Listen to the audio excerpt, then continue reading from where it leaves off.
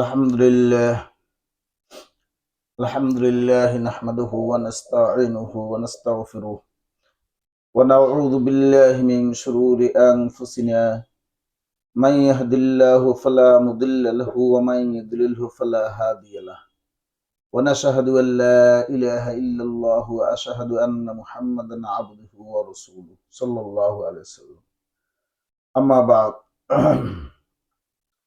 أعوذ بالله من الشيطان الرجيم بسم الله الرحمن الرحيم وإذ أخذ الله ميثاق النبيين لما آتيتكم من كتاب وحكمة ثم جاءكم رسول مصدقا لما معكم لتؤمنن به ولتنصرنه قال أقررتم وأخذتم على ذلكم إصري قالوا أقررنا قال فاشهدوا وأنا معكم من الشاهدين الآية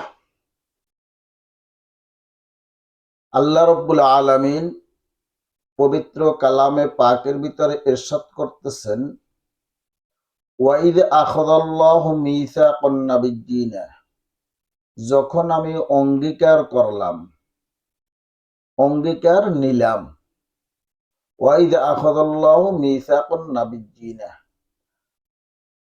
সমস্ত নবী রাসূলদের থেকে আল্লাহ রব্বুল আলামিন অঙ্গীকার গ্রহণ করেছেন। তাদেরকে আল্লাহ রব্বুল আলামিন বলছেন, লামা আতাইতুকুম, যখন তোমাদের কাছে আসবে, তোমাদেরকে আমি লামা আতাইতুকুম, তোমাদেরকে যে হিকমত মিন কিতাবিন, তোমাদেরকে যে কিতাব আমি দান করেছি, লামা আতাইতুকুম, সেই কিতাব ও হিকমাতিন, এবং তোমাদেরকে যে হিকমত দান করেছি, তোমাদেরকে যে কিতাব এবং হিকমত আমি দিয়েছি, লামা আতাইতুকুম, আমি দিয়েছি তোমাদেরকে যে কিতাব এবং হিকমত, সেই কিতাব এবং হিকমতের কসম,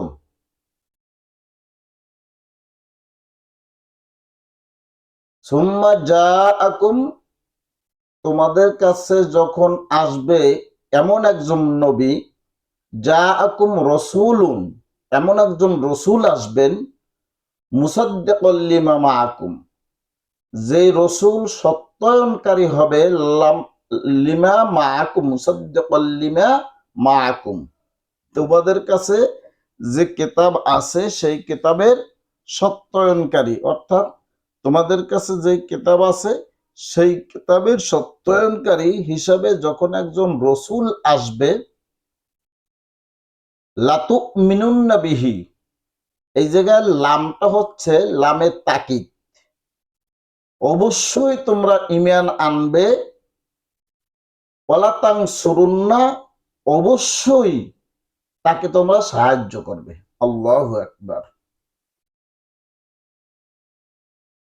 যদি কোন রসুল নবী জীবিত থাকা অবস্থায়ও জানাবে রাসূলুল্লাহ সাল্লাল্লাহু আলাইহি সাল্লামের আগমন হইতো, তাহলে ওই নবী এবং রসুল তার কিতাব বাদ দিয়া, তার সবকিছু বাদ দিয়া জানাবে রাসূলুল্লাহ সাল্লাল্লাহু আলাইহি সাল্লামের আনুগত্য স্বীকার করতে তারা বাধ্য, তার আনুগত্য তাদের স্বীকার করতে হইতো।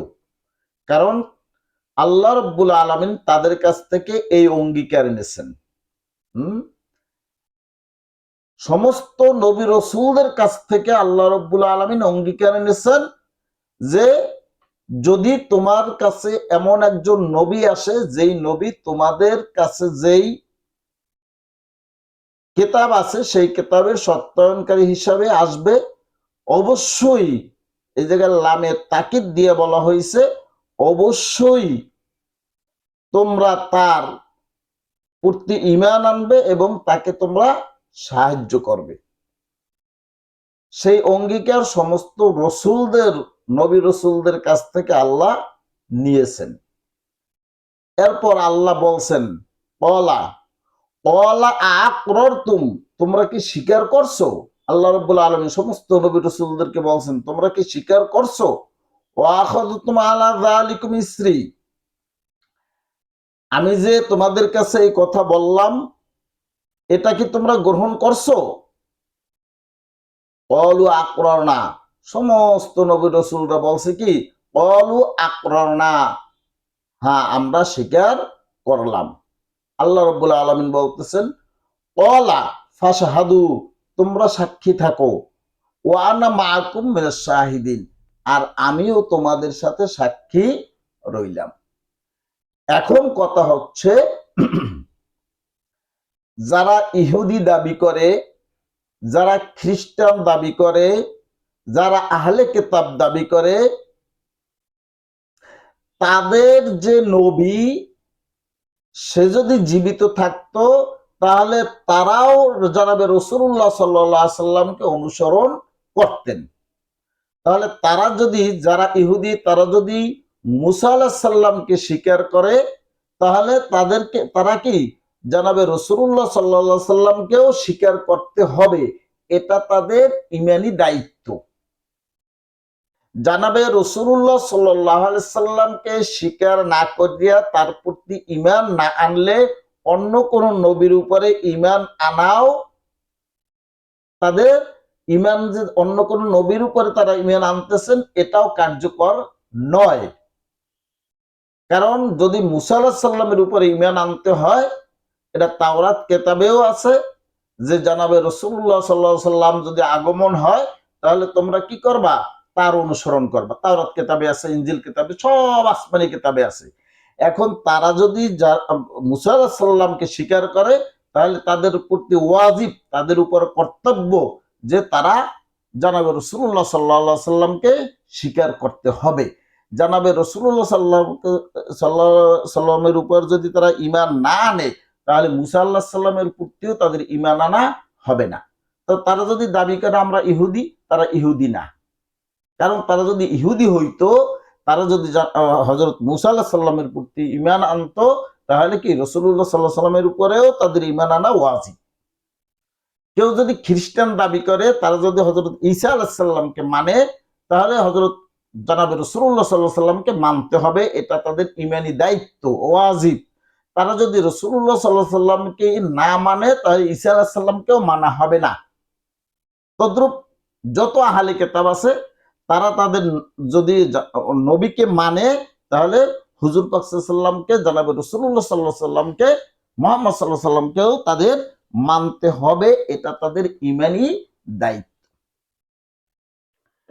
এখন ইহুদি খ্রিস্টান আহলে কিতাব তারা তো রইছি, কিন্তু আমরা যারা জানাবে রাসূলুল্লাহ সাল্লাল্লাহু আলাইহি সাল্লামের প্রতি ঈমান এনেছি, আমাদের মধ্যেও বিভিন্ন রকমের প্রকারভেদ, শিয়া, সুন্নি, চার মাযহাব, কিন্তু ইন্নাদ দীনে ইনদাল্লাহিল ইসলাম, আল্লাহর কাছে মনোনীত একমাত্র ধর্ম হচ্ছে ইসলাম। ইসলাম ছাড়া অন্য কোনো ধর্ম আল্লাহর কাছে গ্রহণযোগ্য নয়। এখন ইসলাম কি জিনিস? যে আল্লাহকে স্বীকার করবে, আল্লাহর রসুলকে স্বীকার করবে, সেই মুসলমান। মুসলমানের ভিতরে কোনো প্রকারভেদ নাই। এই প্রকারভেদ আমরা সৃষ্টি করেছি। প্রথম শিয়া সুন্নি আমরা সৃষ্টি করেছি। আমরা মানুষ, আমরা যারা আল্লাহ আল্লাহ রসুলকে বিশ্বাস করছি, আমরাই কি এই প্রকারভেদ সৃষ্টি করেছি। শিয়া সুন্নি আমরা সৃষ্টি করেছি, মাযহাব আমরা সৃষ্টি করেছি, পীর মুরিদের ভিতরে প্রকারভেদ আমরা সৃষ্টি করেছি। ইসলামের ভিতরে যত দল আছে এই সব দল আমরা সৃষ্টি করেছি, কিন্তু আল্লাহর কাছে গ্রহণযোগ্য একমাত্র দিন, একমাত্র ধর্ম হচ্ছে ইসলাম। ইসলাম হচ্ছে কি জিনিস? ইসলাম শব্দের অর্থ হচ্ছে আত্মসমর্পণ করা। যে ব্যক্তি আল্লাহ এবং আল্লাহর রাসূলকে বিশ্বাস করবে, আনুগত্য করবে, সেই মুসলমান।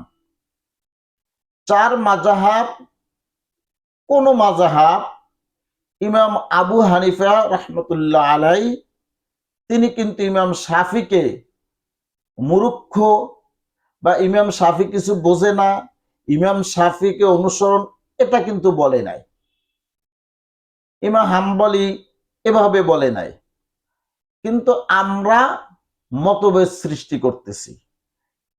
সকল মতভেদ ভুলে, সকল মতভেদ ভুলে কে কোন পীরের মুরিদ, কে কোন মাযহাবের লোক, কে শিয়া কে সুন্নি, এটা বলা, এইটা বললে আমাদের ভিতরে প্রকার ভেদ, আমাদের ভিতরে বিভেদ সৃষ্টি করা যাবে না। যে আল্লাহ এবং মুহাম্মদ সাল্লাল্লাহু আলাইহি সাল্লামকে বিশ্বাস করছে সেই আমার ভাই। চার মাযহাবই হকের পথে আছে, কোন মাযহাব হকের পথে নাই এটা বলা যাবে না। চার মাযহাবই হকের পথে আছে, চার মাযহাবই তারা দ্বীনের দাওয়াত দিছে। এখন যারা শাফি মাযহাব, তারা নামাজ আদায় করার সময় বুকে হাত বাঁধে এবং জোরে আমিন বলে, এবং তারা তাকবীরে তাহরিমা অর্থাৎ আল্লাহু আকবার বললে রুকু থেকে দাঁড়াইয়ে তারা তাকবীরে তাহরিমা দিয়ে তারা হাত উঠায়।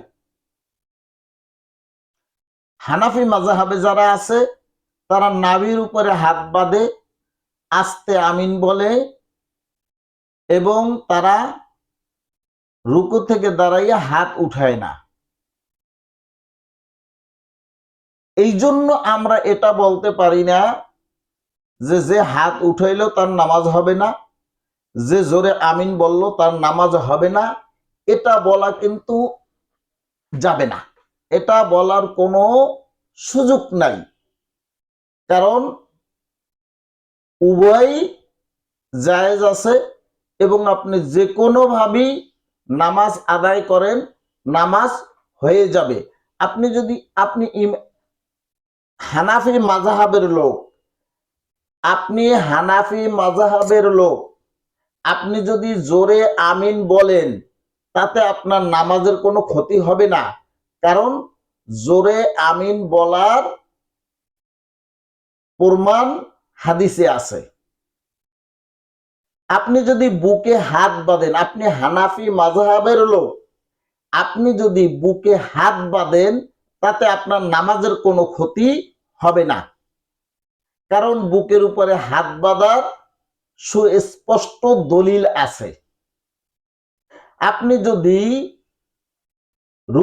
রুকু থেকে দাঁড়াইয়া হাত উঠান তাতে আপনার নামাজের কোনো ক্ষতি হবে না, কারণ হাত উঠানের দলিল হাদিসে আছে। ইমাম শাফি, ইমাম আবু হানিফা, ইমাম মালিক, ইমাম মুহাম্মদ কেউ দলিল ছাড়া কোনো কথা তারা বলে নাই। যেমন আল্লাহর রসুল আল্লাহর ইশারা ছাড়া, আল্লাহর কথা ছাড়া সে কোনো কথা বলে নাই, তদ্রূপ চার ইমাম তারা কোনো প্রমাণ, হাদিসের কোনো প্রমাণ ছাড়া তারা কোনো কথা বলে নাই। তারা যে কথা বলছে তারা দলিল পাইছে, হাদিস পাইছে, কোরআন হাদিসের রিসার্চ করি তারা কথা বলছে। সুতরাং আপনি যেভাবেই নামাজ আদায় করেন নামাজ হয়ে যাবে। এক কথায় জানাবে রাসূলুল্লাহ সাল্লাল্লাহু আলাইহি সাল্লাম বলছেন, তোমরা নামাজ আদায় করো যেমনি ভাবে আমি নামাজ আদায় করি। তো জানাবে রাসূলুল্লাহ সাল্লাল্লাহু আলাইহি সাল্লাম